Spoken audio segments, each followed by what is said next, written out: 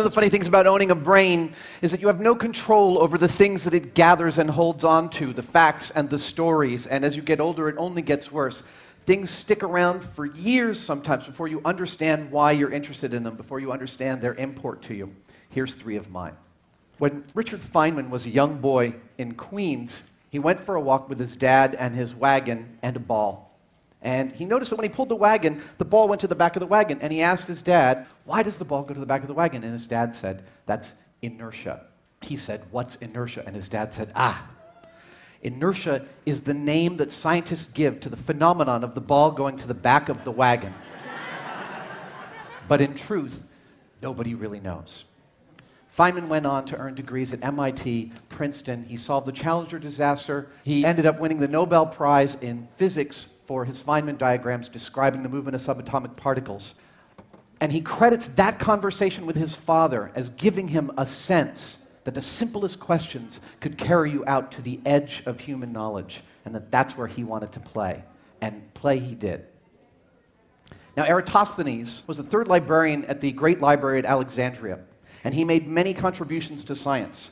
But the one he is most remembered for began in a letter that he received as the librarian from the town of Swenet, which was south of Alexandria.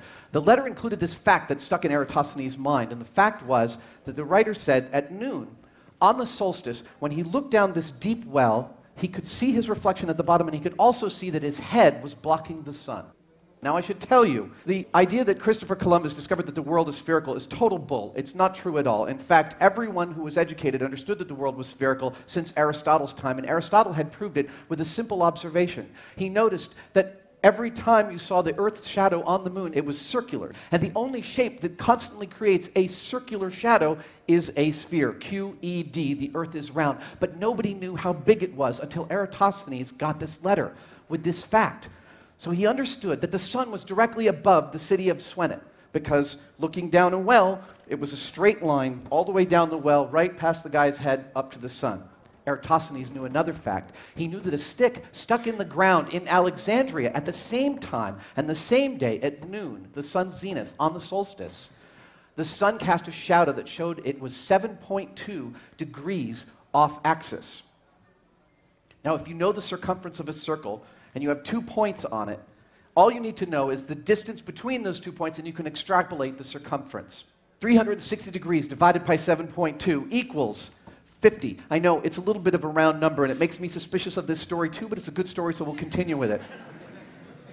He needed to know the distance between Swenet and Alexandria, which is good, because Eratosthenes was good at geography. In fact, he invented the word geography. The road between Swenet and Alexandria was a road of commerce, and commerce needed to know how long it took to get there. It needed to know the exact distance, so he knew very precisely that the distance between the 2 cities was 500 miles. Multiply that times 50, you get 25,000, which is within 1% of the actual diameter of the Earth. He did this 2,200 years ago. Now, we live in an age where multi-billion-dollar pieces of machinery are looking for the Higgs boson. We're discovering particles that may travel faster than the speed of light. And all of these discoveries are made possible by technology that's been developed in the last few decades. But for most of human history, we had to discover these things using our eyes and our ears and our minds. Armand Fizeau was an experimental physicist in Paris.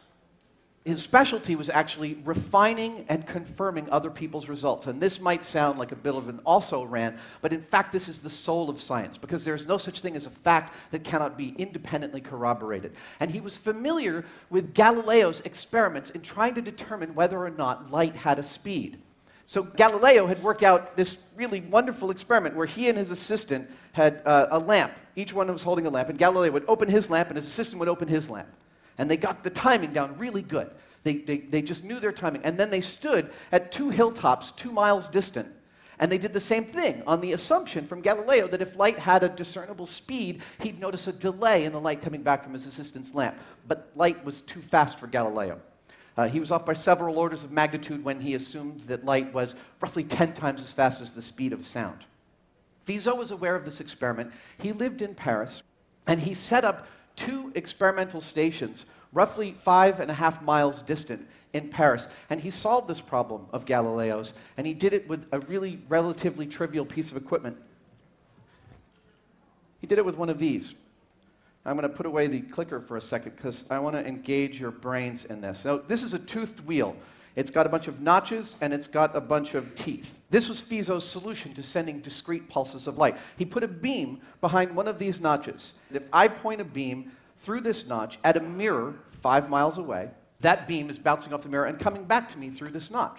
But something interesting happens. As he spins the wheel faster, he notices that it seems like a door is starting to close on the light beam that's coming back to his eye. Why is that? It's because the pulse of light, it's not coming back through the same notch. It's actually hitting a tooth.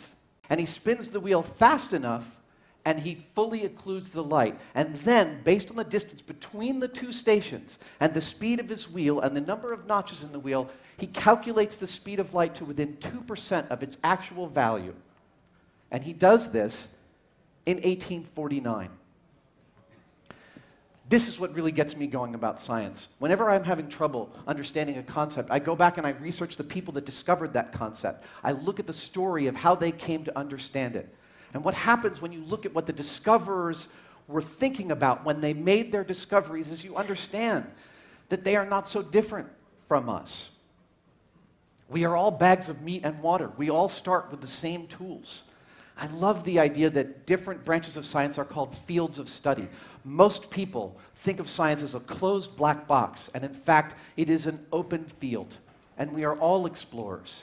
The people that made these discoveries just thought a little bit harder about what they were looking at, and they were a little bit more curious. And their curiosity changed the way people thought about the world, and thus it changed the world. They changed the world, and so can you. Thank you.